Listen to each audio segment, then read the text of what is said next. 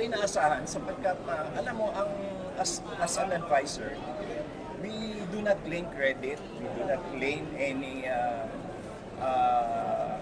glory for ourselves. Kasi everything is done under the name of the President. Pero may gusto po ba kayo or in-expect sana na marinig mamaya po? Well, ayoko naman siya pangunahan, pero siyempre, mas gusto ko pa rin na isulong pa rin yung constitutional reform dahil na nakita ko, although itong May ay pumasok ang nagkaroon ng increase ng 37% ang foreign direct investments, but we need more than that. Kung pwede nga, 10,000. Pero sa Senate, sir, binasura na nila. Ayun nga, nagtataka ako eh.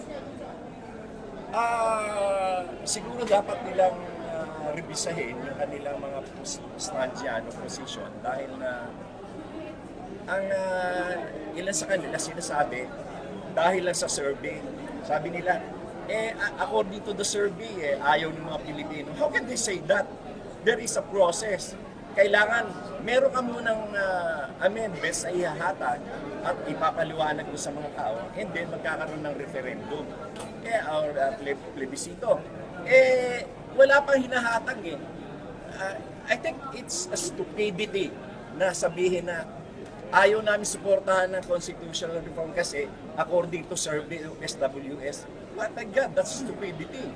Sinasabi nila, sir, hindi rin daw kasi priority ng Marcos administration. Well, hindi priority, pero kaya nga kung pwede lang, kung ako ang tatanungin, opinion ko, dapat isulong pa rin. Kasi nga, nakita natin last May, the foreign direct investments we had increased to 37% as compared to the same period before. Pero, hindi pa rin sapat yun kasi dapat nga natin, kung pwede, 10,000% increase of the foreign direct investments. And we can only do that if we will change the Constitution insofar as economic provisions are concerned. Pero sir, can the Senate do that po despite na pinasura na nila yung bill? Pwede pa naman. I-ratify nila yun, sir? Pwede naman i-refile yan or nothing is permanent pagka sa political matters. Okay, thank you so much.